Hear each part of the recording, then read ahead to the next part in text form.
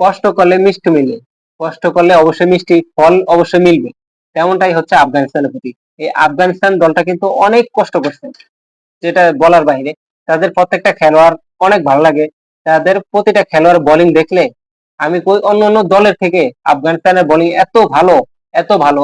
তো তারা তাদের নিজেদের মানে ইয়াটা দিয়া, তারা সেরাটা দিয়ে কিন্তু খেলছে। তারা নিজেদের দেশটারে সেরাটা দিয়ে কিন্তু তারা খেলছে, তারা দেশের জন্য খেলছে। দেশের মানুষের ভালোবাসা ছিল, সেই জন্য তারা এই পর্যন্ত আসছে। তারা 2014 সালের পর থেকে কিন্তু বিশ্বকাপ খেলতেছে, টি-টোয়েন্টি বিশ্বকাপ খেলতেছে কিন্তু তারা 2014 সালের পর থেকে। আর আমরা খেলতেছি সেই প্রথম থেকে। আফগানিস্তান যে এত তাড়াতাড়ি সফলতার মুখ দেখবো সেটা আমরা কখনো কল্পনা করিনি। একটা ছোট দল যেটা কিনা 9-10 নম্বরে, মনে করেন 11 নম্বরে ছিল, সেই দলগুলো এখন আস্তে আস্তে অনেক মানে আগে গেছে। এবং কি টি-টোয়েন্টিতে আমাদের থেকেও র্যাঙ্কিং মানে আগে আছে আফগানিস্তান। তারপর হচ্ছে যে আপনার ওয়ান ডে র্যাঙ্কিং এ আমাদেরকে ধরে ফেলছে। তারপর হচ্ছে যে টেস্টও এখন ভালো খেলতেছে। তাদের একমাত্র পুঁজি হচ্ছে যে বোলিং। ব্যাটিং লাইন গুলো আমি যতটুকু খেলে জেতার সামর্থ্যটাই মানে করে, ঠিক আছে। 110 রানের ভিতরে আপনি যদি 80-90 রানও দেন, ওই ম্যাচটাও আটকে নিতে পারবো আফগানিস্তান। তাদের বোলিং লাইন এত ভালো লাগে। এবার বিশ্বকাপে সবচেয়ে ভালো বেশি উইকেট পেয়েছে আফগানিস্তান, আবার সবচেয়ে বেশি রানও করছে আবার আফগানিস্তানের খেলোয়াড়।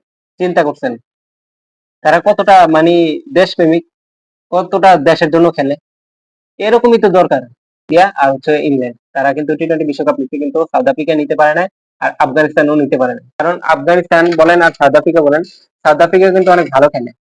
তাদের প্রত্যেকটা খেলোয়াড় কিন্তু বিহেভ অনেক ভালো। তারা কখনো কোনো দলের সাথে মনে করেন খারাপ আচরণ, খারাপ ব্যবহার, খারাপ করে না। এই যত করেছে এশিয়ার ভিতরে।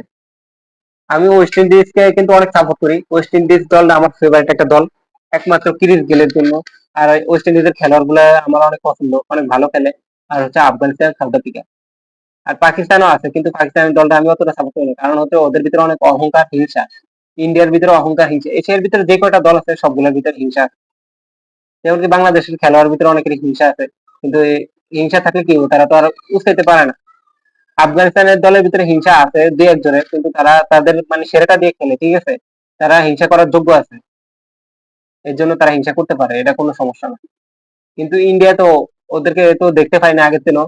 কিন্তু ইন্ডিয়া সবারই দেখতে পারি না যেমন না, কয়েকটা খেলার বাদে বাকি দিকে দেখতে পারি না। আফগানিস্তানের জন্য দোয়া রইলেও যেন তারা এবার দুইটার একটা অবশ্যই কমেন্ট করে যাবেন। আর কথা হচ্ছে বাংলাদেশকে ঠকাইতে পারছে, ইনশাল্লাহ সাউথ আফ্রিকাকেও ঠকাবে, এটা কোনো ব্যাপার না। এই আফগানিস্তান কিন্তু নিউজিল্যান্ডকে, অস্ট্রেলিয়াকে এই ইয়া থেকে বাদ করছে একমাত্র আফগানিস্তান। চিন্তা করছেন, আফগানিস্তান অস্ট্রেলিয়ার সাথে যেটা খেলা হয়েছে, অস্ট্রেলিয়া হাইরা গেছে কয়েক রানে। তা আপনারা তো অবশ্যই দেখছেন, তো আর বেশি কিছু বলবো না। এবারে বিশ্বকাপটা যেন